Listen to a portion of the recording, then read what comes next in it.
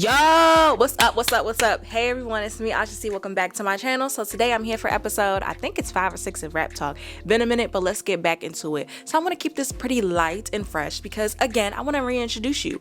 Rap Talk is a series where I talk about the music industry and culture and just things that I personally care about. You know how you have things that you're passionate about and people aren't really that passionate about, and so like you want to talk to people about it, but they don't really care. But that's why I have you guys in this platform. So let's get straight into it. So I first want to talk about Beyonce kicking off her Renaissance tour. I told y'all we called it that Beyonce was going on tour for the Renaissance album. One thing that I appreciate about this era of Beyonce is that it celebrates ballroom culture.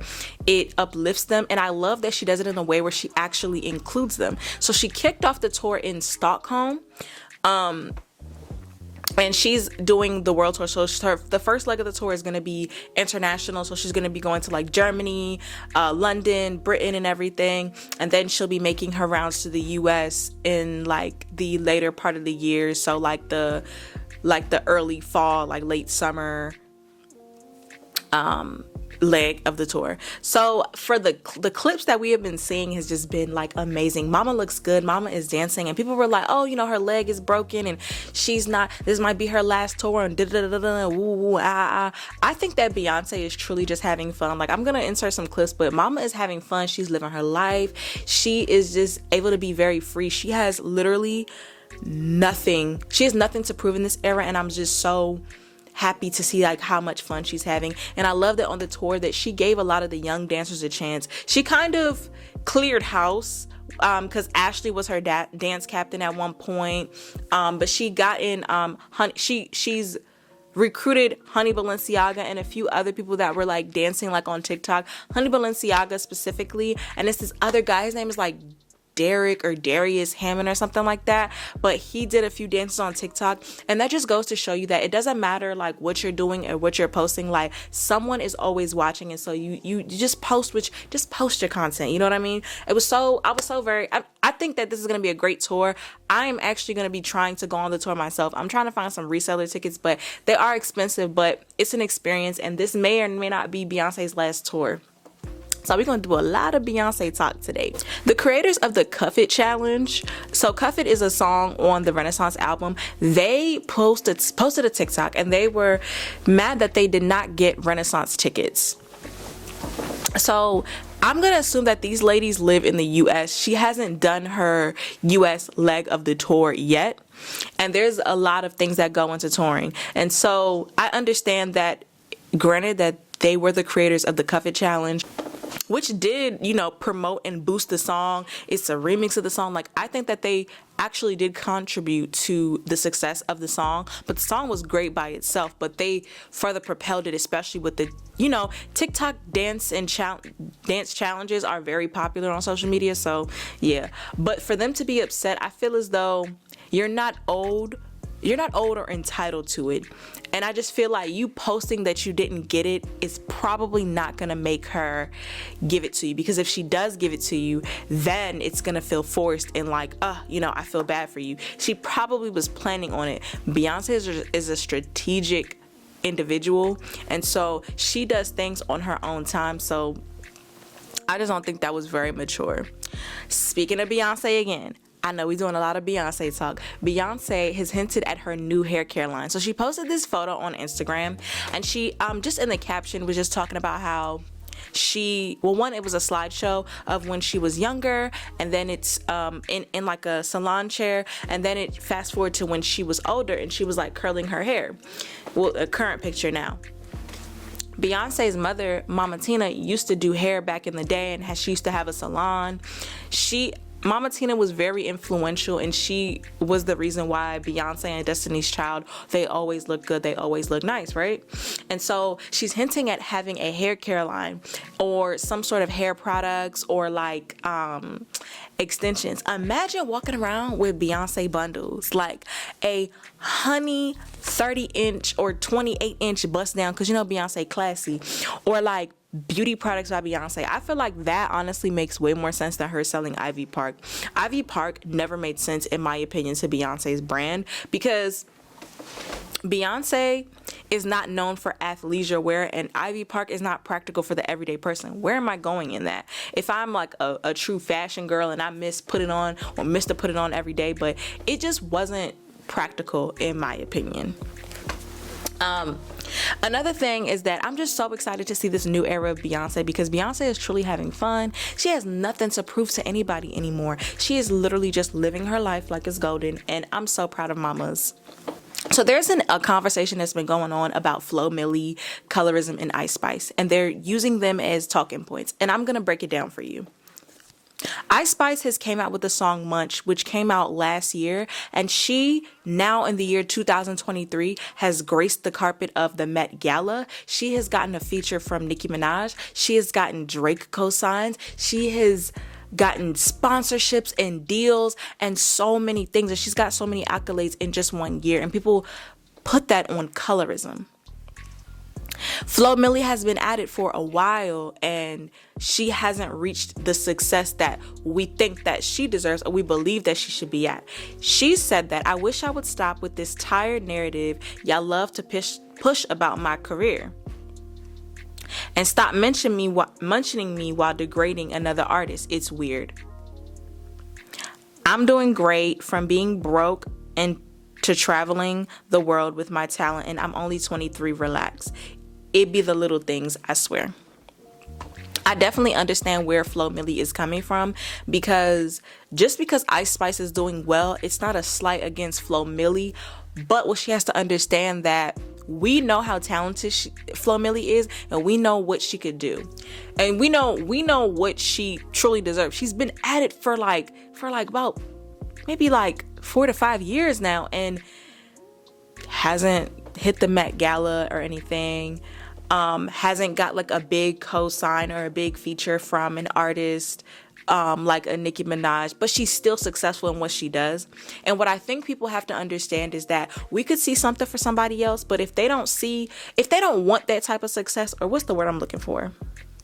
How I'm trying to phrase it is, if a person, success looks different to everybody. Success may not be the Met Gala and a Grammy to Flo Milli. It may just be living comfortably, having hits. Because Flo Milli got hits. Her songs do so well on TikTok. They do so well on the radio and everything. So I feel as though we think that she should be at this certain level in her career, but she's content with where she's at, and she's actually doing really well. She's stayed consistent. She has a hit every 2-3 years. She does so well on features. Like, she's beautiful. She has sponsorships, and people blame it on colorism, and I just feel like people have different ideas of success. And with Ice Spice, you have to admit that, yes, she does get by on pretty privilege, but she has a very good personality and her branding, and she studied the people that have came before her. She's light-skinned and racially ambiguous, right?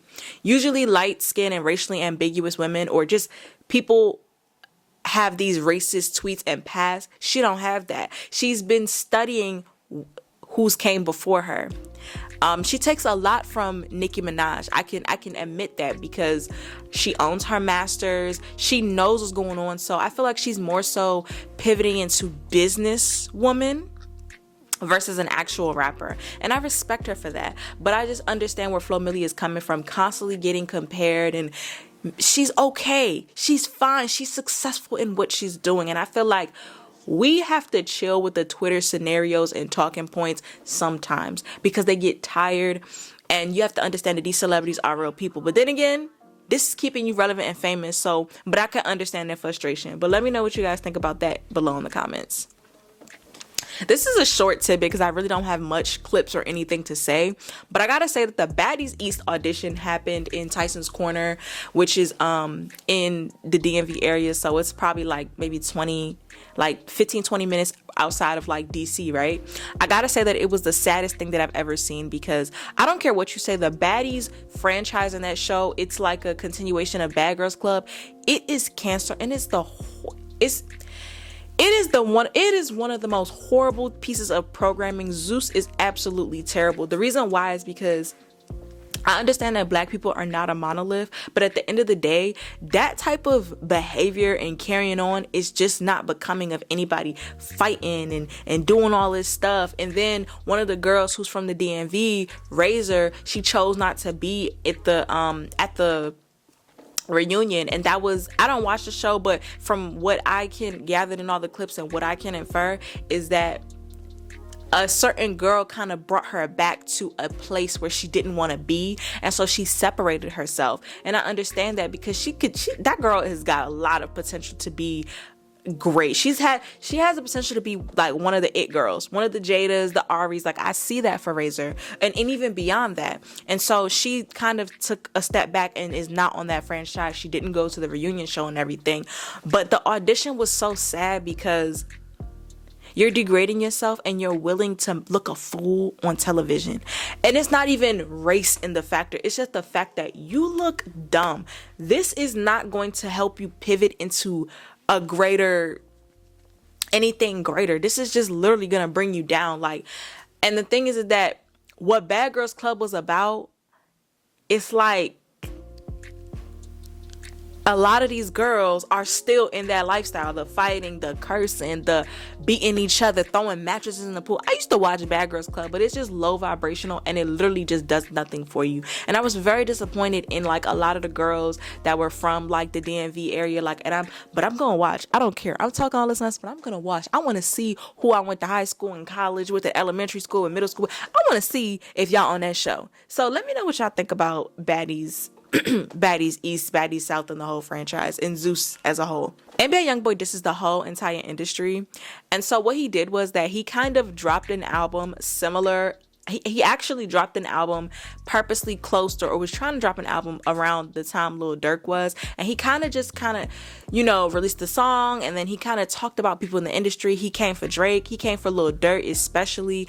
And he was just kind of, NBA YoungBoy was very frustrated with the music industry and how his career and everything was handled, is being handled, and I get that. But this beef is not gonna make you sell records. And I think the main thing that I have with NBA YoungBoy is that he has good music and solid music, but the antics and the things that he gets himself into is not helpful, and it's a PR publicist nightmare. They're constantly having to try to get you out of these situations,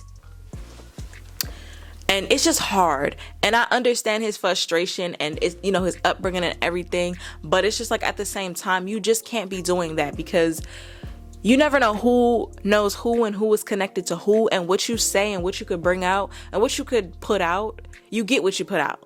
That's all I'm gonna say on that situation. But pivoting and talking about Lil Durk. Lil Durk has a new song with J. Cole called All My Life, and it's like children on the chorus, and I think that it's a really great song. And I am very here for Lil Durk and his rebrand. I'm here for his rebrand. The reason why is because I've been listening to Lil Durk since I'm 25 right now. I've been listening to Lil Durk probably since I was about maybe 17 or 18, and so I've kind of seen him go through the different phases. When he had the short haircut, when he had the Lil Bang Bro song, when he was doing songs with Lil Bibby Herb, and GBE and OTF, I was outside in that era. Like, I was outside, and I lived for the Chicago drill music, but through that has brought a lot of violence, and he's lost a lot of people. He's lost his brother, he's lost King Von, he's lost so many of his friends, so many fallen soldiers. So I think he's really trying to rebrand and pivot into something else. At the end of the day, Lil Durk is a father, and I feel like ever since he did that song with Drake, he's been able to go mainstream and be in different spaces and areas, kind of like what Lil Baby is doing. He's kind of getting respected and noticed in different communities and through other people.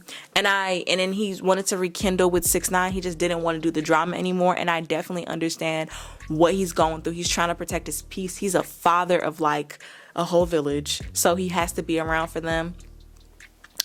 He's been through a lot, and his album Almost Healed does come out this Friday. It was pushed back, and I'm very excited to see it.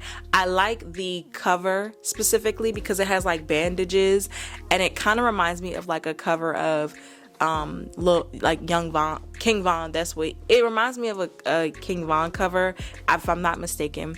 I really like the album. I really like the album cover specifically because it represents like he has been through a lot, but he's almost healed. And I know that he's gonna have a few hits on here, and I'm excited to see like what this new era holds for Lil Durk. Last but not least, I want to talk about something that I have seen like a lot in just social commentary and on Twitter.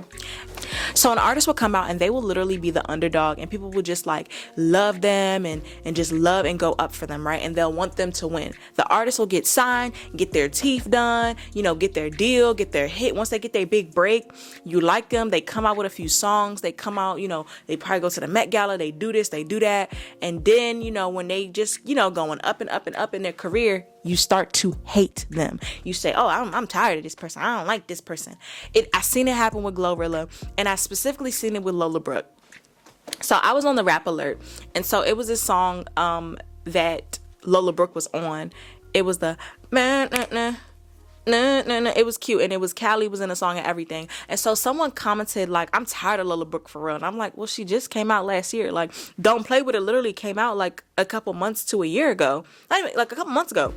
And I was watching the Don't Call Me White Girl podcast. Actually, I was watching Small Doses with Amanda Seales and Don't Call Me White Girl. And I want to insert this clip and it'll kind of explain why we love to hate people. Make money, it's like it flips so fast. Yes. Like y'all don't recognize that y'all starting to hate after you loved them a year ago when the playing the guitar on the back porch humming on YouTube. You love this girl. You go to all the first shows and all that, and then it's just she gets some Dior and it's like this. You don't know this was going on around at home. Jealous. It's definitely this idea of like, if you are in a certain success space, then you are no longer able to talk about certain things because people feel like you don't have access to it anymore. You're not even human anymore. But it's like people tell me all the time, like, blue check. Why don't you keep your blue check opinion to yourself? I was like, y'all feel like a blue check makes me unable to speak about anything? Because I'm still trying to pay these bills. Like, I don't know if y'all think that money is like different when you have a blue check, but the biggest thing. We love to see people successful, but don't get too successful. We love to see people on top, but don't get too on top, because when you're too on top, you're no longer relatable and you no longer are underground, and now you're mainstream, and then you're selling your soul and all those things. And I'm just like, you have to understand that the ideal dream is to get paid by your passions. Like, I want to get paid off of YouTube. I want to get paid off of the things that I talk about in sponsorships. Like, if that makes me Hollywood, okay, but I can't know. Being a starving artist, I can't tell T-Mobile that I have hopes and dreams. I can't tell them that. You can't feed yourself off of hopes and dreams and wishes and being a starving artist. You have to make your money at the end of the day. And so you're gonna have to make some changes. You're gonna have to pivot into something else. And you have to level up to be successful. And I think that people and this overrated, they're overrated. It's just people are haters. I genuinely think that people are haters. Like when rappers, like when freaking Glorilla started going up, people started hating on her. Like, it's honestly disgusting. Like, I see it on Twitter all the time. It's this girl with this nice body, and everybody was hyping her up, right? Then they were like, oh, her wigs look old. And I'm just like, are y'all serious? Like, y'all are disgusting and very miserable people. I want people to win, Just because someone is successful, it doesn't take away from you. And so with artists, like, y'all want them to be these starving artists so bad. Y'all want them to just be so underground for so long. And I'm just like, don't you want them to do something else? But at the same time, it's just like, when they become like these big people, it kind of takes away from their authenticity and rawness in a bit, which is true, but people got to level up and make their money. So that's just all I had to say. So thank you for watching this episode of Rap Talk, and until next time, bye-bye.